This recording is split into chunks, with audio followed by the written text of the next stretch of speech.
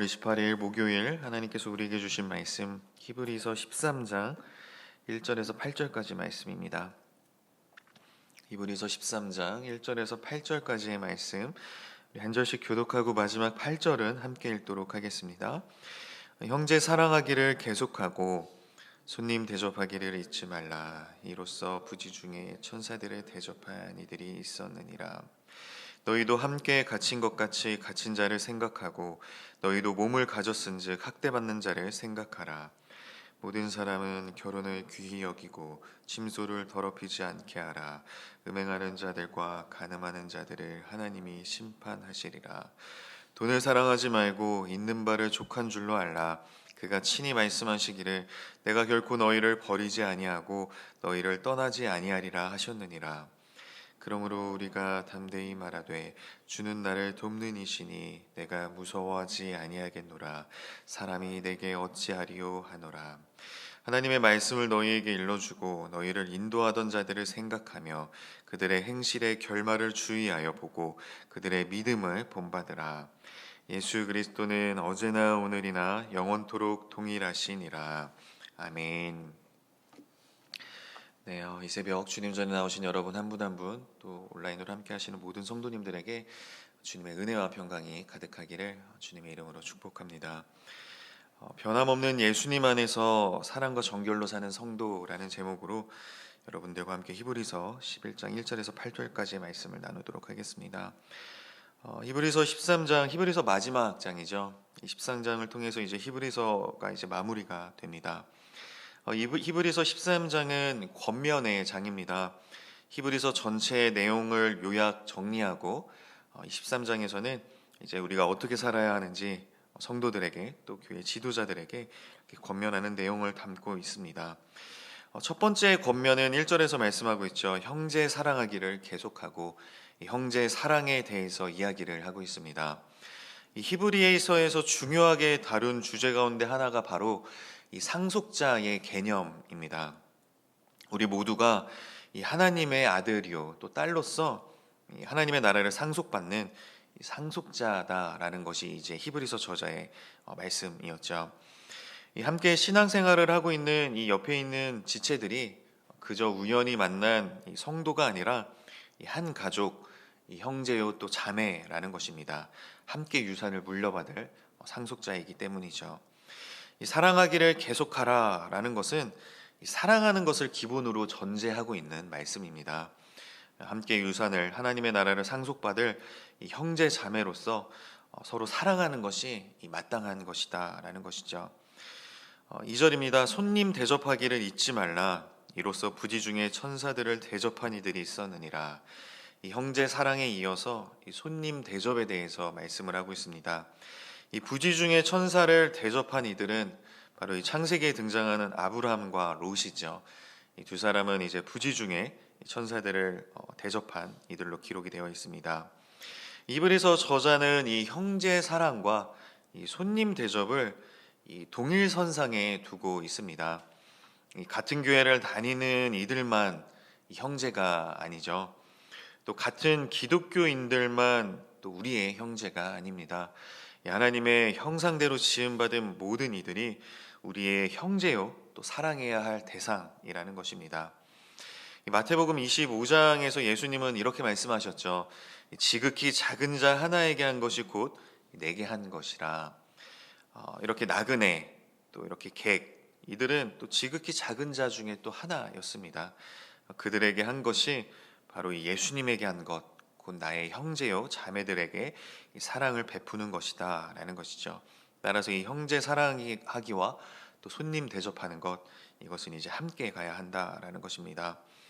3절입니다. 너희도 함께 갇힌 것 같이 갇힌 자를 생각하고 너희도 몸을 가졌은즉 학대받는 자를 생각하라. 이 손님 대접하기에서 더 나아가서 갇힌 자들 또 학대받는 자들까지 생각해야 한다라는 것입니다. 여기서 너희도 몸을 가졌은즉이라고 이야기를 하고 있는데 여기서 말하는 몸은 이제 개인의 육체를 의미하는 것이 아니라 공동체를 의미하는 것입니다. 우리가 공동체를 가졌기 때문에 그 공동체 안에서 한 몸을 이루고 있는 그 지체가 갇혀 있거나 학대받고 있다면 그들을 생각하라라는 것입니다. 여기서 이 갇힌 자와 학대받는 자를 이야기하는 것은 이 교회 안에 또 공동체 안에 이런 지속적인 박해와 또 핍박이 있었음을 또 의미합니다. 여기서 갇힌 자를 생각하고 또 학대받는 자를 생각하라라고 이야기를 하고 있는데, 이 생각하라는 것은 정말 말 그대로 그냥 생각만 하며 기도만 하라는 것이 아닙니다. 행동으로 또 물질로 돕는 것까지 포함하고 있습니다. 4절입니다. 모든 사람은 결혼을 귀히 여기고 침소를 더럽히지 않게 하라. 음행하는 자들과 간음하는 자들을 하나님이 심판하시리라. 이 결혼을 귀히 여겨라라고 권면하고 있습니다. 이 결혼을 귀히 여겨야 하는 이유, 이 공동체의 기본 단위가 이 가정이기 때문입니다. 이 가정의 질서가 바로 서야 이 교회의 질서가 바로 서고, 또 더 나아가 이 사회와 나라의 질서까지 이 바로 설 수 있기 때문입니다. 그렇기 때문에 이 사탄 마귀는 오늘날 이 가정을 해체시키기 위해서, 또 가정을 파괴하기 위해서 계속해서 이 동성애와 또 차별금지법을 밀어붙이고 있죠. 이렇게 가정이 무너져야지 이 교회가 흔들릴 수 있다, 교회가 무너질 수 있다는 것을 사탄은 너무나도 잘 알고 있기 때문입니다.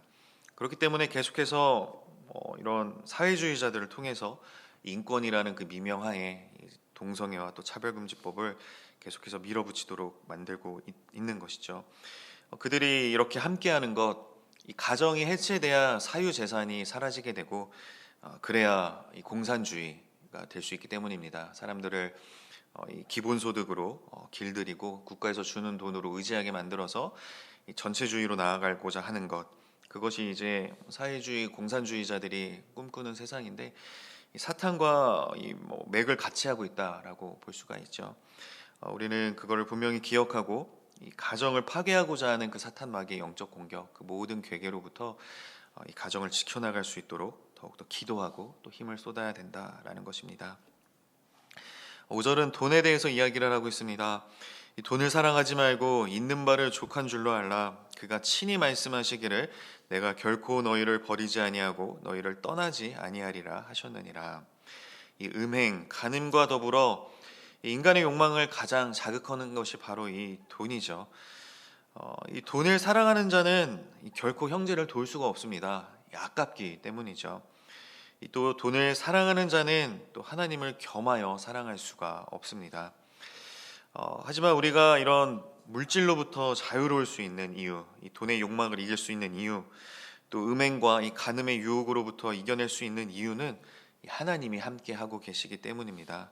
우리가 우리 혼자의 힘으로 우리의 노력으로만 감당하는 것이 아니라 하나님이 도우신다는 것이죠. 5절에서 말씀하시고 있는 것처럼 내가 결코 너희를 버리지 아니하고 너희를 떠나지 아니하리라 하셨느니라.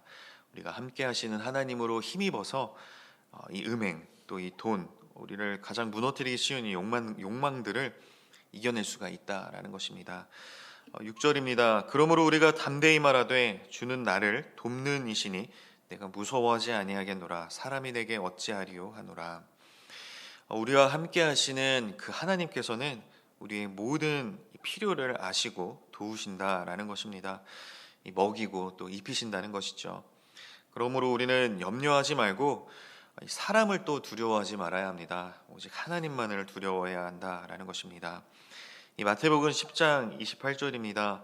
이 몸은 죽여도 영혼은 능히 죽이지 못하는 자들을 두려워하지 말고 오직 몸과 영혼을 능히 지옥에 멸하실 수 있는 이를 두려워하라.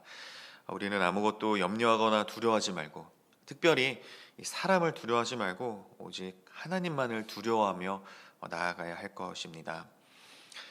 이렇게 6절까지 권면을 한 히브리서 저자는 7절과 8절에서는 이 지도자들에게 대한 권면을 하고 있습니다. 7절입니다. 하나님의 말씀을 너희에게 일러주고 너희를 인도하던 자들을 생각하며 그들의 행실의 결말을 주의하여 보고 그들의 믿음을 본받으라. 이 1절부터 6절까지의 이 권면을 어떻게 실천할 수 있는지 이 교회의 지도자들을 통해서 이제 보고 배우라는 말씀입니다. 그렇기 때문에 이 지도자의 역할이 너무나도 중요하다라는 것이죠. 이 하나님과 이 성도님들 사이에서 정말 두렵고 떨림으로 서 있어야 하는 자리가 바로 이 교회의 지도자 또 목회자의 이 자리라는 것입니다. 이 마태, 마가, 누가 모두 기록한 말씀이죠. 주님이 하셨던 말씀인데 이 작은 자 중 하나라도 실족하게 하면 차라리 연자맷돌을 목에 메고 바다에 던져지는 것이 나을 것이다라고 주님은 엄중하게 경고를 하셨습니다. 이러한 경고를 이제 뼈에 새겨야 하는 것이 바로 이 교회 지도자들 또 이 목회자들이라는 것이죠. 히브리서 저자는 지도자들이 당연히 그렇게 본이 되는 모습, 덕이 되는 모습으로 나아가야 하는 것을 염두에 두고 이 1절부터 6절까지 권면한 다음에 이 지도자들의 행실의 결말을 주의하여 보고 그들의 믿음을 본받으라라고 권면을 하고 있는 것입니다. 그리고 그런 지도자들, 이 교회를 이끌어가는 지도자들, 이 목회자들은 예수님이 그러셨던 것처럼 이 한결같아야 한다라는 것입니다. 이 8절이죠. 예수 그리스도는 어제나 오늘이나 영원토록 동일하시니라. 이 초심을 잃지 말고 이 변질되지 않도록 이 지도자들은 더욱 주의해야 한다라는 것입니다. 이 초지일관이라는 사자성어가 있죠. 이 일관성이 너무나도 중요하다라는 것이죠. 우리 주님께서는 어제나 오늘이나 영원토록 동일하신 이런 일관된 모습을 우리에게 보여주셨습니다. 그런데 우리는 어떻습니까? 내가 하면 로맨스, 남이 하면 불륜이라는 말이 있죠. 이 기준도 그때그때 달라지고 이 남에게는 아주 엄격한 반면에 또 자기 자신에게는 아주 한없이 관대한 모습들을 보이고는 하죠. 이러한 모습들, 지도자가 보이는 이러한 모습들 또는 그리스도인들, 이 성도들이 보이는 이러한 모습들은 이 다른 성도들을 실족하게 만들 수밖에 없습니다. 그러므로 우리는 오늘 본문 이 8절 말씀처럼 또 오늘 제목처럼 이 변함없는 예수님 안에서 사랑과 정결로 한결같은 모습으로 살아가야 한다라는 것입니다. 이것이 형제들을 또 사랑하는 모습이 될 수가 있다라는 것이죠. 형제들의 모습을 이런 모습으로 우리가 지켜나갈 수 있기 때문입니다. 결국 이 히브리서 저자가 이 오늘 본문을 통해서 하고자 하는 말은 이 나보다 남을 더 생각하라는 것입니다. 이기적으로 자기 자신만을 위해 살아가는 모습, 이러한 모습은 예수님의 가르침도 아니고 기독교 정신도 아니죠. 다른 이들을 사랑하고 또 그들을 대접하며 또 나의 욕망을 절제하는 것, 그리고 다른 이들이 나의 모습을 보고 실족하지 않도록 이 본인이 되어서 살아가는 것, 이것이 바로 주님이 말씀하신 이웃사랑의 모습이다라는 것입니다. 요한복음 13장 34절은 이렇게 말씀합니다. 새 계명을 너희에게 주노니 서로 사랑하라. 내가 너희를 사랑한 것 같이 너희도 서로 사랑하라. 이것이 오늘날 우리에게 주시는 하나님의 새 계명, 우리가 지켜야 할 새 계명이라는 것입니다. 예수님께서 우리에게 주신 이 새 계명을 늘 기억하며 잘 지켜나가는 저와 여러분 모두가 다 되기를 소망합니다. 우리 그안의 진리교회가 또 사랑으로 하나 되는 또 하나님의 기쁨이 되는 그런 귀한 공동체가 될 수 있도록 이 형제를 사랑하고 또 이웃을 대접하며 또 갇힌 자, 학대받는 자를 생각하는 그런 교회가 될 수 있기를, 또 나의 욕망을 절제하며 다른 성도들에게 본이 되고 또 덕을 세워나가는 그런 한 분 한 분 또 그런 교회가 될 수 있도록 주님의 이름으로 간절히 축원합니다. 기도하겠습니다. 하나님 아버지 감사합니다. 이 새벽 히브리서 말씀을 통하여서 또 저희들이 어떠한 모습으로 살아가야 하는지 또 다시금 깨닫고 또 이 새벽 또 결단할 수 있도록 주여 인도하여 주시니 감사합니다.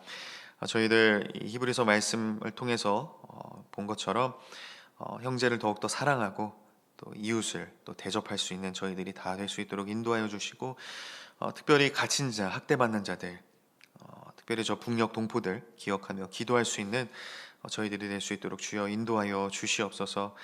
다른 사람들을 실족하게 할 수 있는 우리 안에 있는 욕망들, 주님이 주시는 힘과 능력으로 저희들 다 절제할 수 있도록, 이겨낼 수 있도록 저희들과 함께하여 주시고, 다른 성도들이 우리의 모습을 통해 실족하지 않도록 성도들 사이에서 선을 행하고 또 덕을 세워나갈 수 있는 저희들 한 사람 한 사람, 또 우리 그안의 진리 교회가 될 수 있도록 주여 인도하여 주시옵소서. 오늘부터 또 추석 명절 연휴가 시작됩니다. 먼 길 오가시는 우리 모든 성도님들 안전하게 지켜주시고 그 운전대를 하나님께서 지켜주시어서 붙들어 주시어서 그 어떤 안전사고 없이 주님 안에서 은혜와 또 평강을 풍성하게 누릴 수 있는 그런 귀하고 복된 추석 명절이 될 수 있도록 주여 인도하여 주시옵소서.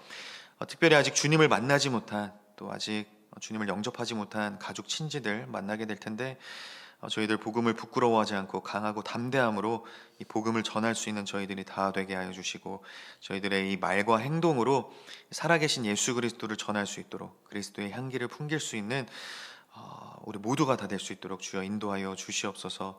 그리하여 우리 가족 친지들 모두가 구원에 이를 수 있도록 우리 성도님들 한 분 한 분을 주여 붙들어 주시고 사용하여 주시옵소서. 예수님의 이름으로 축복하며 기도하옵나이다. 아멘.